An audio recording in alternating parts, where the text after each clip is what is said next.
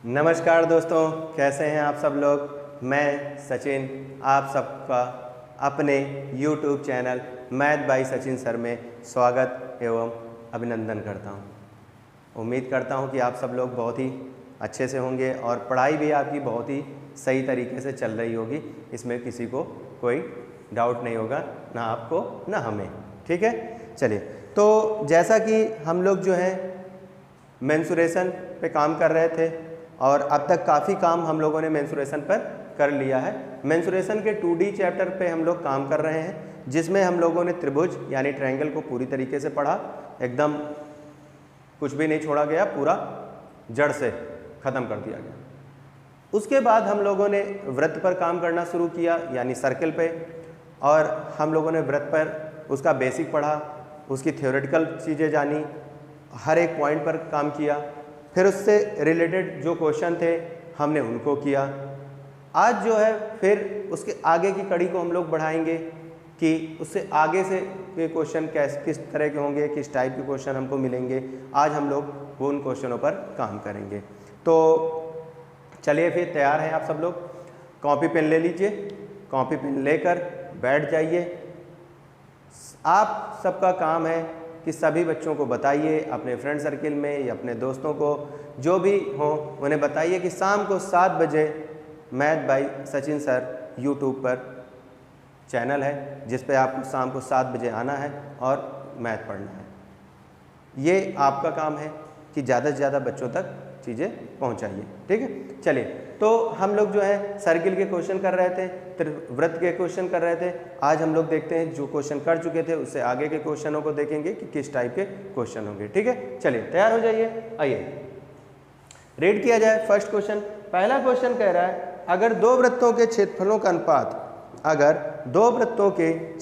अनुपात 4:9 है तो उनकी परिधियों का अनुपात ज्ञात करें।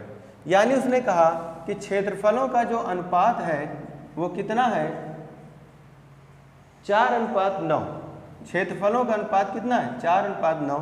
तो वो कह रहा है कि उनकी जो परिधि है उनका अनुपात ज्ञात करें। ठीक, परिधि का अनुपात ज्ञात करें।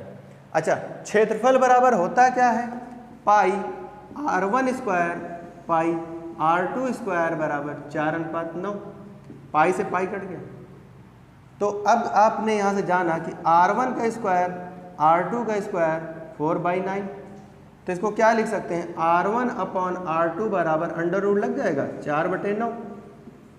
तो हम कहेंगे r1/r2 बराबर 2/3। तो यानी त्रिज्याओं का जो अनुपात आया वो कितना आया, 2:3। अब परिधि आप जानते हैं कि क्या होता है, परिधि बराबर 2πr1 2πr2। ये आपका कट जाएगा। तो यहाँ से आपको क्या मिलेगा, r1/r2, यानी जो कितना आएगा 2:3। ये आपका आंसर हो जाएगा। यानी जब भी इस तरह के क्वेश्चन आएंगे तो अगर क्षेत्रफल दे रखा है, त्रिज्या पूछे, तो क्षेत्रफल के अनुपात का तुरंत वर्गमूल ले लीजिए, त्रिज्याओं का अनुपात आ जाएगा। जो अनुपात त्रिज्याओं का होगा वही अनुपात परिधि का भी होगा। अब ये बात आप समझ चुके होंगे क्योंकि इससे पिछले वाले लेक्चर में हम लोगों ने इस पर काफ़ी काम किया है। ठीक, चलिए आइए अगले क्वेश्चन पे बढ़ते हैं। नेक्स्ट क्वेश्चन को देखा जाए कि नेक्स्ट क्वेश्चन क्या कह रहा है। रीड करते हैं नेक्स्ट क्वेश्चन। उम्मीद कर रहा हूँ कि चीज़ें आपको क्लियर होंगी, आपकी बेहतर होंगी, किसी भी स्टूडेंट को किसी भी पॉइंट पर कोई डाउट नहीं होगा। नेक्स्ट क्वेश्चन कह रहा है, यदि 1 मीटर लंबी रस्सी को वृत्त का रूप दिया गया है, 1 मीटर लंबी रस्सी को वृत्त का रूप दिया गया है, इस प्रकार बनाए गए वृत्त का क्षेत्रफल क्या होगा। ठीक, अब देखिए रस्सी कितनी, 1 मीटर। रस्सी कितनी, 1 मीटर लंबी है और इससे अगर हम वृत्त बनाएं तो बात को समझिएगा कि अगर ये एक कोई रस्सी है, अगर ये 1 मीटर है, 1 मीटर है तो इसको क्या हम 100 सेंटीमीटर बोल सकते हैं।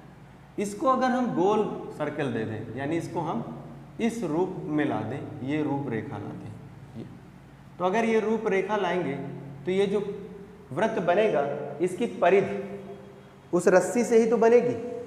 अगर उस रस्सी से बनेगी तो जो परिधि होगी, परिधि भी तो 100 सेंटीमीटर होगा। और परिधि बराबर हम जानते हैं कि P बराबर 2πr होता है। यही तो 100 के बराबर होगा। तो 2 22/7 गुणे r बराबर का 100। तो यहाँ से हम कहेंगे r बराबर 107/2 × 22। अगर इसको काटें तो ये हो जाएगा 50, 2 से काटेंगे तो 25/11। तो यहाँ से क्या आ जाएगा, 25 सत्ते 175/11। ये क्या आ जाएगी, त्रिज्या। त्रिज्या कितनी आ जाएगी, 175/11 सेंटीमीटर। आपसे पूछा क्या है, आपसे कह रहा है तो वृत्त का क्षेत्रफल बताइए। अब वृत्त का क्षेत्रफल आप जानते हैं कि क्षेत्रफल बराबर क्या होता है भैया, πr²। तो हमने कहा ठीक है, 22/7 गुणे कितना हो जाएगा, 175/11 गुणे 175/11। अब ये क्या हो जाएगा, 11 दूना 22 हो जाएगा। तो यहाँ से आपको मिलेगा 2 गुणे 175 गुणे 175/11 ठीक। जब इसको आप सॉल्व करेंगे तो ऑप्शन से आपको तुरंत मालूम चल जाएगा कितना आ जाएगा, 795.45 सेंटीमीटर स्क्वायर। यही आपका क्षेत्रफल होगा।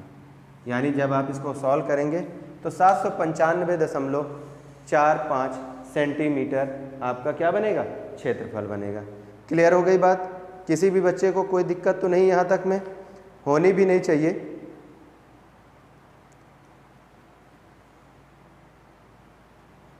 चले भैया, चलिए। तो आपने त्रिज्या निकाल ली, त्रिज्या निकालने के बाद आपने क्या किया, उसका क्षेत्रफल निकाल लिया, ठीक है। नेक्स्ट क्वेश्चन की तरफ बढ़ा जाए। आइए नेक्स्ट क्वेश्चन रीड करें।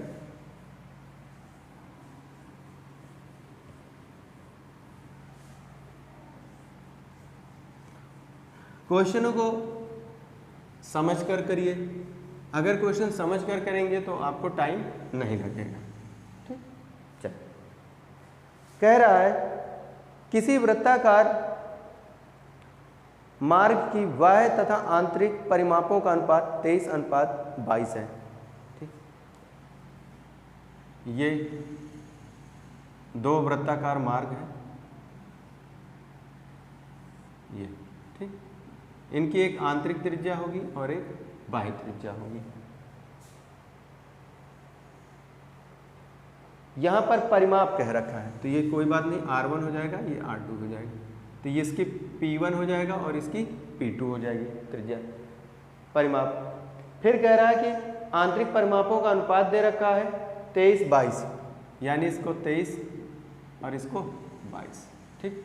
फिर क्या कह रहा है, यदि मार्ग की चौड़ाई 5 मीटर हो, यानी ये जो रास्ता बना है ये 5 मीटर चौड़ा है। आगे क्या कह रहा है, तो आंतरिक वृत्त का व्यास क्या होगा, यानी आंतरिक वृत्त का व्यास पूछ रहा है। यानी हमको बताना है क्या, D बराबर 2R1 क्या होगा, ये हमें फाइंड आउट करना है। क्लियर हो गया। अब चलिए, तो वृत्त का व्यास निकालना है।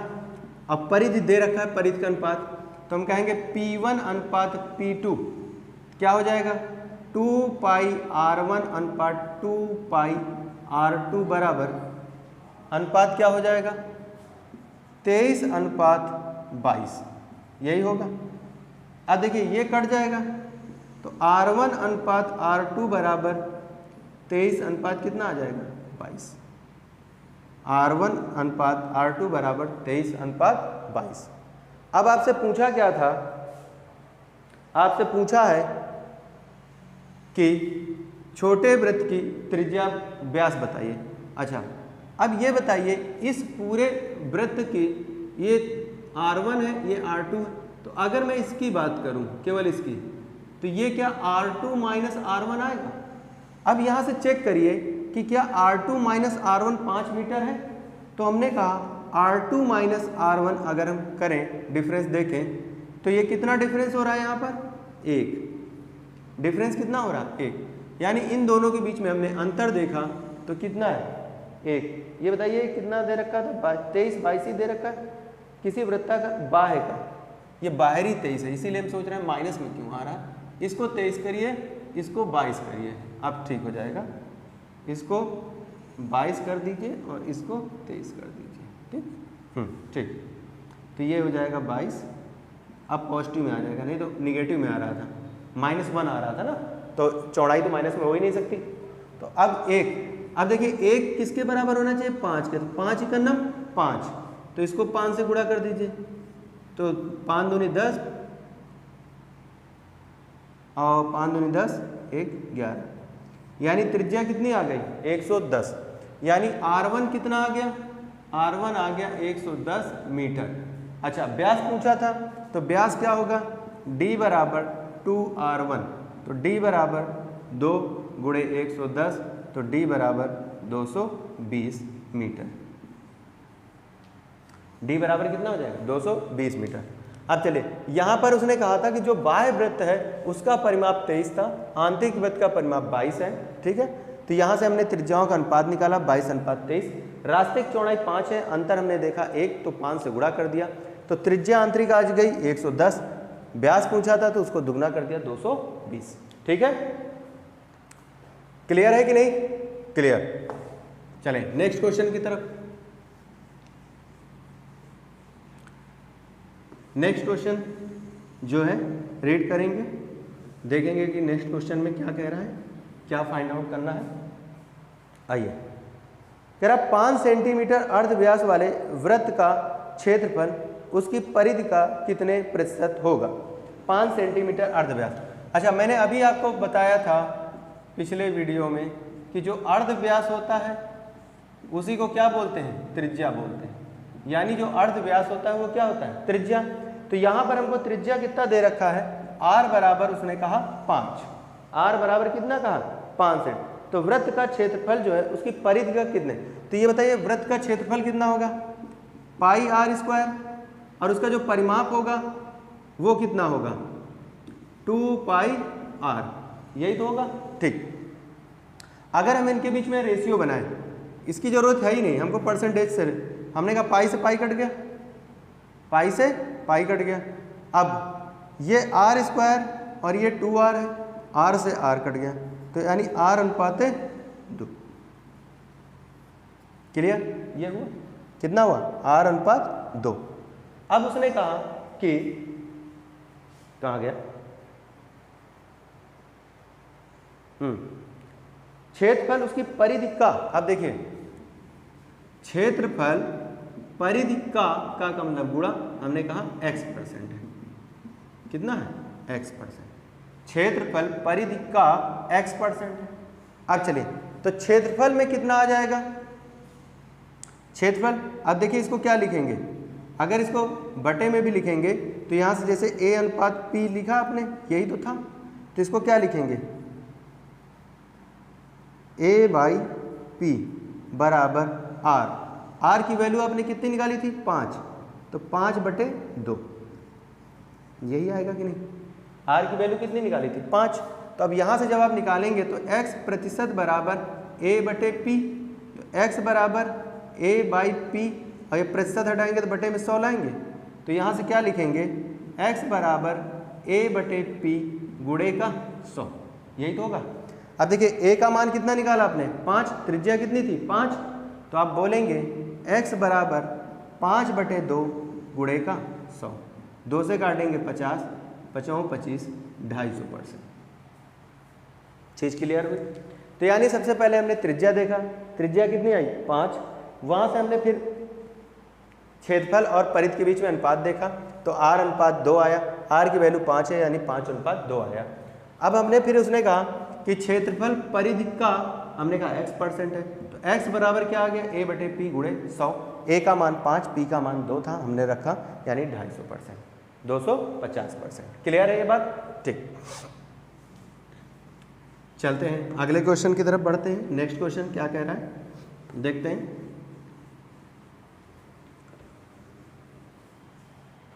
आइए अगले क्वेश्चन की तरफ बढ़ा जाए। अगला क्वेश्चन कह रहा है किसी पहिए की त्रिज्या 21 सेंटीमीटर है 924 मीटर की दूरी तय करने में इसको कितने चक्कर लगाने पड़ेंगे। देखिए, एक ये पहिया है जिसकी त्रिज्या कितनी दे रखा है, 21 सेंटीमीटर, यही कह रहा है, और 924 मीटर की दूरी तय करने में उसको कितने चक्कर। अब ये पहिया है, ये मान लीजिए कि ऐसे रोटेट कर रहा है, तो रोटेट करेगा तो ये ए पॉइंट, ये बी पॉइंट और ये सी और ये डी पॉइंट है। जब ऐसे रोटेट करेगा तो यहाँ बी, यहाँ सी और यहाँ डी गिरेगा, तो यानी ये इतनी जो है ये एक दूरी का काम करेगा कि नहीं, बोलिए, ये दूरी का, यानी जो वृत्त की परिधि है, वृत्त की परिधि ही दूरी का काम करेगी। ठीक, यहां से मैं लिख देता हूं, वृत्त की परिधि ही दूरी का काम करेगी। ठीक, वृत्त की परिधि ही दूरी का काम करेगी। अब ये देखिए परिधि तो है, परिधि किसका काम कर रही है, दूरी का काम कर रही है। अब इस तरह से जो पहिया है वो अगर घूमता जाएगा तो यानी हमने कहा हमें नहीं मालूम कितनी बार घूमा, तो हमने कहा n चक्कर लगाया। कितने चक्कर लगाया, n चक्कर लगाया। कितने चक्कर लगाया, n चक्कर। तो यहां से हम बनाएंगे कि दूरी बराबर n गुणे परिधि, दूरी बराबर n गुणे परिधि। बात समझ में। और n क्या है, चक्करों की संख्या। n क्या है, चक्करों की संख्या। ठीक है, दूरी बराबर होता है n गुणे परिधि। n क्या है, चक्करों की संख्या। अब दूरी आपको कितना दे रखा है, 924 मीटर। 924 मीटर n निकालना है। अच्छा, जब त्रिज्या 21 होता है तो परिधि कितना होता है, 7 21 होता है, 44 का 3 गुना हो जाएगा कि नहीं हो जाएगा। लेकिन हम रख देते हैं 2 पाई r, तो 924 n 2 गुणे 22/7 गुणे 14, 7 दून 14। तो यहाँ से हम देखते हैं क्या बनेगा कि 924 बराबर n गुणे 22 दूना 44 गुणे 2, तो ये कितना हो जाएगा, n बराबर 924 बटे 44 दूना 88। ठीक, अच्छा एक चीज़ और जरा चेक करिए, दूरी किस में दे रखा था, दूरी मीटर में दे रखा था। अगर ये मीटर में है, दूरी मीटर में, और ये किस में है, सेंटीमीटर में, तो दोनों यूनिट क्या होनी चाहिए, बराबर होनी चाहिए। तो आप क्या लिखेंगे, क्या लिखेंगे, n बराबर 924 गुणे का 100 बटे 88। अब चले 7 से अगर गुणा करें तो 7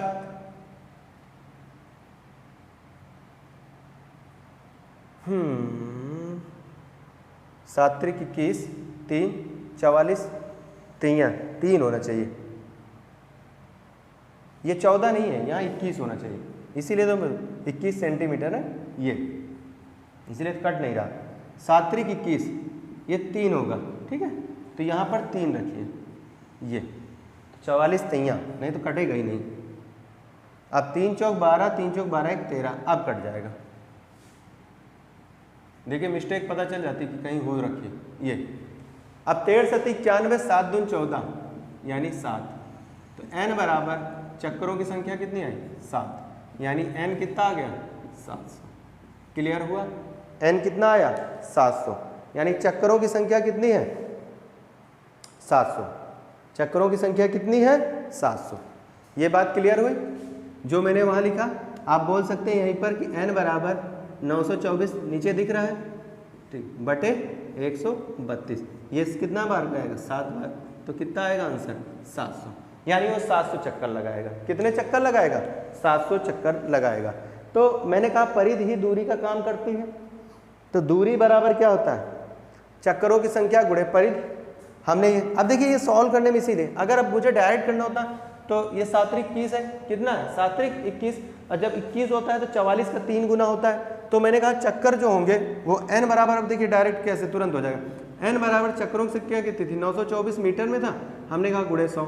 अब ये कितना, जब 21 होगा तो कितना होगा, 44 का 3 गुना होगा, हमने कहा 44 गुणे 3 यानी ये कितना 7, तो ना डायरेक्ट बोलेंगे 700। सॉल्व करने में देखिए यही सब होता है कि आपको बड़ा मतलब ध्यान देना है, और जब डायरेक्ट कर रहे होते हैं चीज़ें ध्यान होती हैं तो हमें उसमें टाइम नहीं लगता। अब देखिए ये क्वेश्चन एक लाइन में सॉल्व हो गया, लेकिन समझाने के लिए और इस तरह स्टेप बाय स्टेप करने में आपको इतना समय लगा। क्लियर हुई बात समझ में आई? तो यहाँ से अब जब आप जानते हैं n बराबर दूरी ये 924 मीटर में था, सेंटीमीटर बटे 7 21 होता है, 44 का 3 गुना होता है, ये 132 7 डायरेक्ट आ गया आंसर कि कितना 700। ठीक, चलिए आगे बढ़ते हैं। उम्मीद कर रहे हैं कि चीज़ें आप समझ गए होंगे, क्लियर होगा।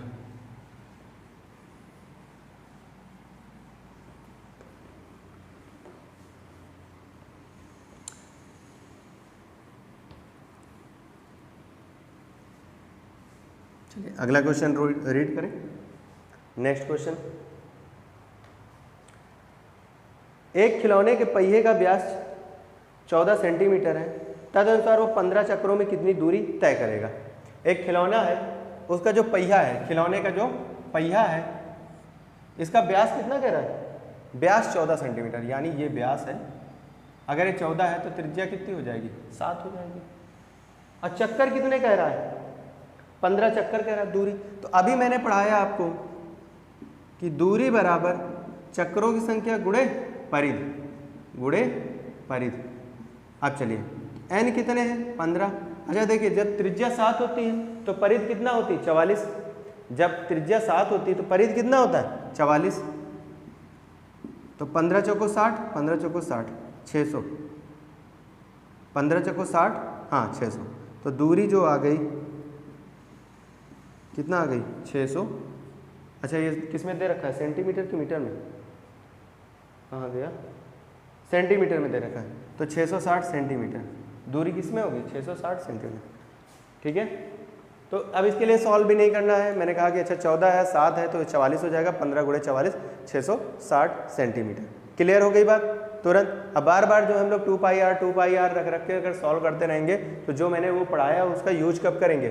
जैसे पिछले वाले क्वेश्चन में था, तो आपको भी ये चीज़ मालूम होनी चाहिए, दूरी अगर 924 मीटर में है, इसको हम सेंटीमीटर में कन्वर्ट कर लें, n निकालना। अब रेडियस अगर 21 है तो कितना हो जाएगा, 132 7, तो n बराबर 700। देखिए वन लाइनर क्वेश्चन था, जो पिछला क्वेश्चन था वन लाइनर। और इस तरह से अगर आप करेंगे तो आपकी चीज़ें जो जल्दी हो जाएंगी। तो यहाँ दूरी कितनी आ जाएगी, 660 मीटर।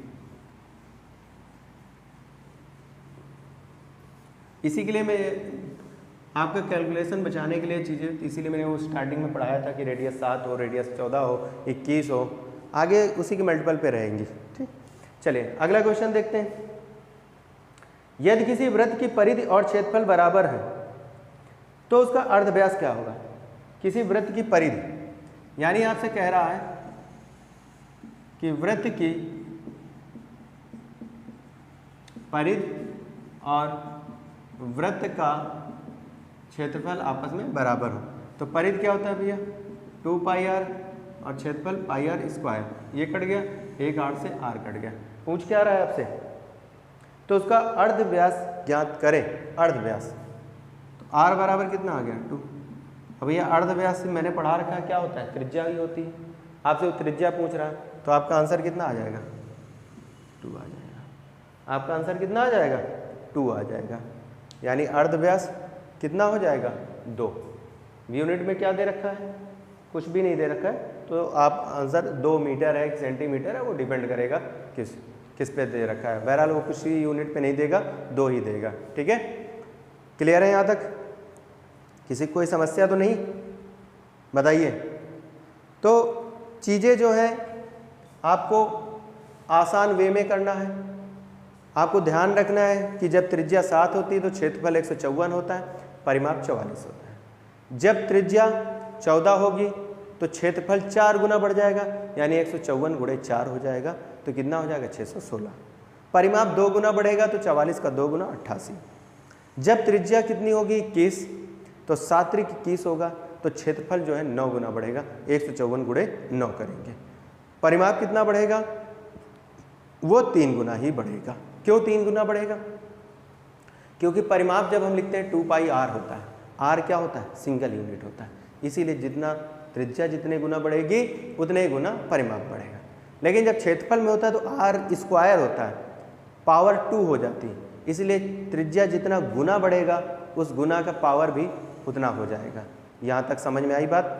ठीक, चलिए, तो अगर यहाँ तक बात समझ में आ गई तो बहुत अच्छी बात है, यहीं तक रखेंगे। इसके आगे के क्वेश्चन जो है नेक्स्ट वीडियो में किया जाएगा। अगर चीज़ें आपको अच्छी लग रही, समझ में आ रहा है तो बहुत अच्छी बात है। जो भी चैनल पे नए हों वो लोग चैनल को लाइक और सब्सक्राइब करें, जिससे कि नए नए वीडियो जो हैं आपको मिलते रहें, जो भी अपडेशन हो जो भी वो आपको आप तक पहुंचता रहे। ठीक है दोस्तों, तो मिलेंगे फिर हम लोग नेक्स्ट वीडियो में और क्वेश्चनों के साथ। तब तक जितना मैंने पढ़ाया उसको आप अच्छे से पढ़िए और रिवीजन करिए। ठीक है दोस्तों, ठीक है। जय हिंद, जय भारत।